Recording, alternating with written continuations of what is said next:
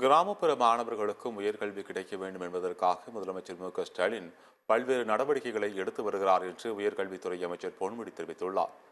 விழுப்புரம் மாவட்டம் பரனூர் ஊராட்சியில் 67 நபர்களுக்கு இலவச வீட்டுமனை பட்டா வழங்கும் நிகழ்ச்சி நடைபெற்றது. விழுப்புரம் மாவட்ட ஆட்சியர் பழனி தலைமையில் நடைபெற்ற விழாவில் உயர்கல்வித்துறை அமைச்சர் பொன்முடி கலந்து கொண்டு பயனாளிகளுக்கு இலவச வீட்டுமனை பட்டாக்கள் வழங்கி சிறப்புரையாற்றினார். அப்போது பேசிய அமைச்சர் பொன்முடி, கிராமப்புற மாணவர்களும் உயர்கல்வி படிக்க வேண்டும் என்பதற்காக முதலமைச்சர் பல்வேறு நடவடிக்கைகளை எடுத்து வருகிறார் என்று கூறினார்.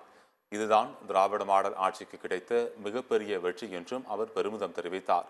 பின்னர் நரிக்குறவர் சமுதாயத்தைச் சேர்ந்த 17 பேருக்கு கலைஞர் கனவு இல்ல திட்டத்தின் கீழ் வீடு கட்டுவதற்கான ஆணைகளை வழங்கினார்.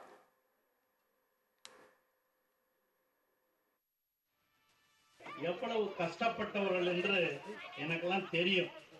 அவங்கெல்லாம் பாவம் போய் காட்டுக்கு போய் அதை குருவி பிடிச்சாந்து, அதை பிடிச்சாந்து, முயல் பிடிச்சாந்து அதை விற்று பொழைச்சிட்டு இருந்த காலம் ஒன்று உண்டு. அதையெல்லாம் மாறி அவர்களும் வளர வேண்டும், முன்னேற வேண்டும் என்று உழைப்பதுதான் திராவிட மாடல் ஆட்சி. அதை செய்து கொண்டிருப்பவர்தான் நம்முடைய தமிழகத்தினுடைய முதல்வர் தளபதி